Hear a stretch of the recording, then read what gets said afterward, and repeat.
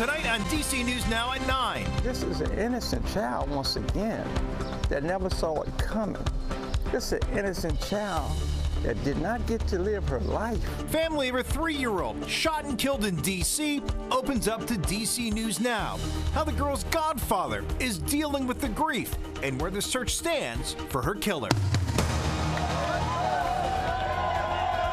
Cheers at the Gaza Strip after Hamas accepts a proposal for ceasefire. But those celebrations are met with uncertainty. We break down where things stand. Tracking a flood threat and more storms for you Tuesday. Full forecast in a moment. And frustration in a Montgomery County neighborhood after stop signs are added with no notice. Why people are petitioning to get them removed. You're watching the station covering all of the DMV. This is DC News Now.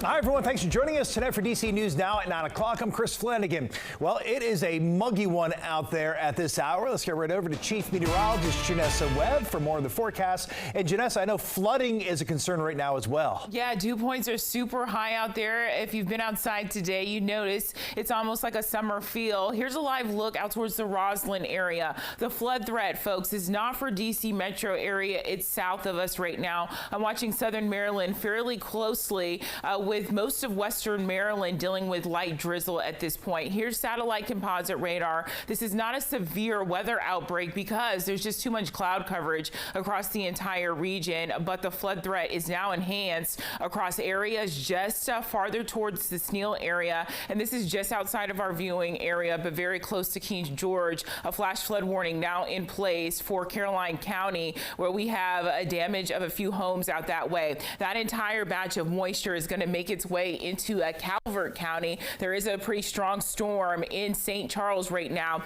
and look at the forward motion. It's going to make its way into Prince George's County, so you have a moderate band of torrential rain, and that's going to cause some minor flooding. It's Lexington Park into Colonial Beach in St. Mary's, Charles, and Calvert County. This is the bullseye zone for the next hour or so, and then this entire storm system really kind of pulls out of the region. Here's DC metro area. We're nice and dry. A few stray showers out towards Uppersville into Stephen City, but all in all, western Maryland, you remain on the dry side. 73 degrees right now. Look at dew points. I mean, we are in the middle 60s. That's typically what we see in the center of the summer season, and we're still in spring. Temperatures right now 73 for DC metro area, upper 60s out towards Waldorf, but the problem is that you have dew points that match this situation, and so there's so much moisture in the atmosphere. Overnight lows tonight, they are not going to be dropping too much. Actually, above average will hover into the middle 60s.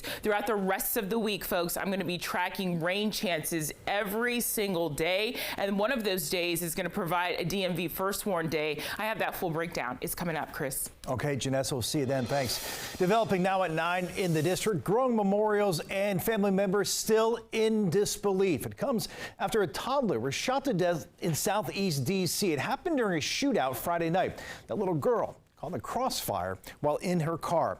Our reporter Marielle Carbone live tonight at D.C. Police Headquarters in Northwest. And Marielle, police have not identified a suspect or suspects yet.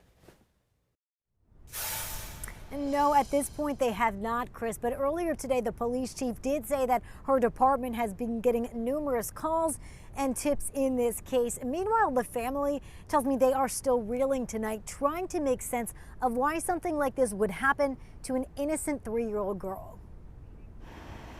This weekend was horrific. It's a nightmare he can't wake up from. Night after night, you know, ever since Friday, I'm like, wow, is it true? Bernard Brown is the godfather of 3-year-old Taya Settles. The toddler was shot and killed Friday night, caught in the crossfire of a shooting. It just took the breath out of me. You know, I was lost for words.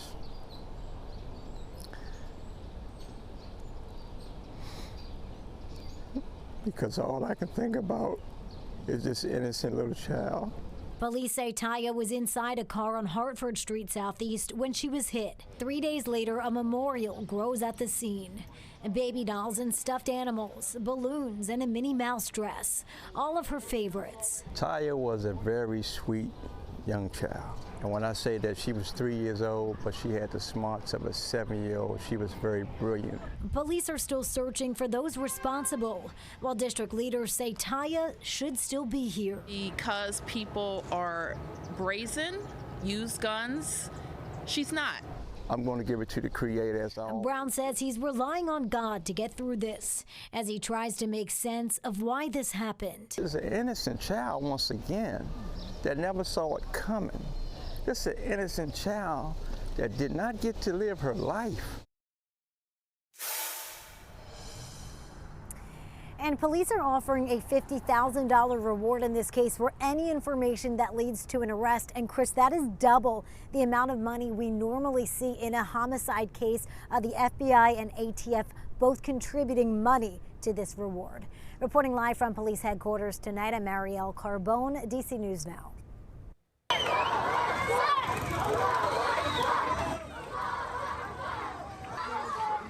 Palestinians celebrating after Hamas says it has accepted a Gaza ceasefire proposal put up by Egypt and Qatar. But Israel says the deal is far from its essential demands.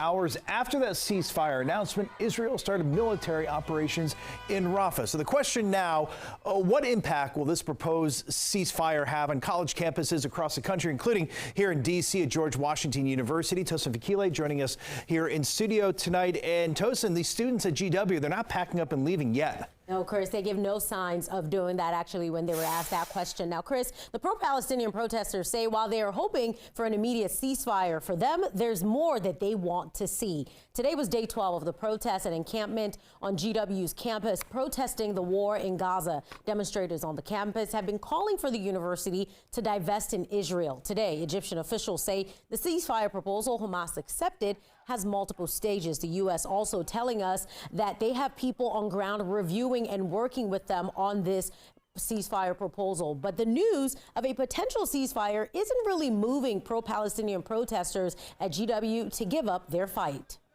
We have so many people in here who are Palestinian, who have loved ones in Gaza who are in imminent danger. We are fighting for a ceasefire, but we're also fighting for our demands beyond that.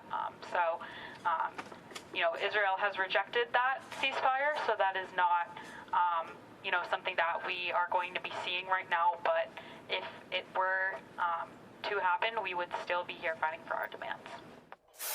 Israeli officials say they'll send negotiators to continue talks on a ceasefire agreement. Now, Chris, we're learning more about what exactly is included in that ceasefire. It's been published by Hamas. The first stage would last 42 days and involve a partial withdrawal of Israeli forces from the Gaza Strip. And that release will also includes a release of about 33 hostages. And it also says 30 Palestinian prisoners held in Israel would be released in exchange for each Israeli civilian hostage. Chris? All right, Tosin Fikile with a big update. Tosin, thanks. Meanwhile, the president of George Washington University says the encampment on campus is potentially dangerous and unlawful. That statement came over the weekend. This as GW has reportedly requested the help of D.C. police, but officers have not removed that encampment. Police Chief Pamela Smith was on campus today. She says she stands behind the city's response so far. And I think Mayor Bowser has also been very, very intentional about saying it, and I echo her sentiments, is that we will not tolerate any violence. What I've seen is that if there is any violent activity that's taken place in that space, we will do what we need to do to support GW. Oh, there has been mounting pressure for D.C. police to intervene. Congressional leaders are calling on the mayor and the police to clear out that encampment. Well, tensions also high in MIT's campus outside Boston. This video just in tonight shows protesters breaking down barricades surrounding an encampment and linking arms to form a human chain after being told to clear out. MIT's president had given students a deadline to leave that encampment or face suspension. And after weeks of unrest, New York's Columbia University, it is moving to cancel the main commencement there in New York City. Today's announcement not sitting well with some here in Washington. House Speaker Mike Johnson now calling for Columbia's president to resign. Others, like California Democratic Congressman Ro Khanna, says the problem is with those who go too far. Those few protesters who are inciting violence or engaging in that kind of anti-Semitism are diminishing the thousands of young people who simply want the war to end. And UCLA out in California is shifting all classes to remote learning. University canceled classes altogether last week after protests led to dozens of arrests on the LA campus. Meanwhile, we have new details tonight. We've learned one of 3 missing surfers found dead in Mexico has ties to Maryland. Caleb Robinson was a lacrosse player at Stevenson University, Owings Mills, back in 2013. Now, Mexican authorities say that Robinson, his brother Jake, and another surfer from San Diego were killed during a beach trip in Mexico's Baja California. According to Mexican authorities, the 3 men's bodies were dumped in a remote 50-foot deep well they described as extremely hard to get to. Now, the men were camping in an area popular among surfers before they went missing. Mexican authorities say the killers likely spotted their pickup truck and camping site and tried to steal the tires off that vehicle. You can see a chart out here. Authorities believe the surfers resisted the robbery before being shot to death. Angry, fed up, and sad at the same time that you can't have these beautiful places anymore because you don't feel safe. Well, Baja California has long been popular with tourists. Even so, the State Department has advised Americans to reconsider traveling to that area because of the potential for crime. Meanwhile, a new set of stop signs at one Montgomery County Village intersection is causing controversy tonight. Some neighbors are for them, others are against them. Our Montgomery County reporter Kevon Dupree shows us why they're so fired up. Stop signs were recently installed here at the intersection of Stedwick and Watkins Mill Roads. Some neighbors living in the area are not fans of the new change, and now they're trying to have the signs removed. One neighbor started a petition to get rid of the stop signs shortly after they were installed on April 16th. She says since their installation, they have caused significant delays on Watkins Mill Road. She also says the congestion caused by the signs pose potential safety risks for emergency vehicles. Montgomery County Department of Transportation Chief Traffic Engineer Michael Paylor says the signs were installed at the intersection because they received a request from a neighbor last fall. It's down the street from Stedwick Elementary. It's right across the street from the Watkins Mill Recreation Center. And an all-way crossing installation allows folk to safely cross the intersection and have vehicles stop. Paylor says his department has received a complaint about the new stop signs at the intersection, and they're planning to look into it. I'm thinking what we'll probably do is we'll probably set up some kind of cameras to, maybe the person will go out on one of the days and look, but I believe we need to look holistically at what might be happening out here. But not all neighbors think the signs are an issue. I feel like it's cool. I feel like a lot of people, they didn't expect it. I didn't expect it, being here for so many years that we just got stop signs. But I feel like it's smart because a lot of people don't know who really has the right of way, especially on that intersection. And Paylor says an assessment of the intersection will take place either this week or next week. Reporting in Montgomery Village, I'm Kevon Dupree, DC News Now.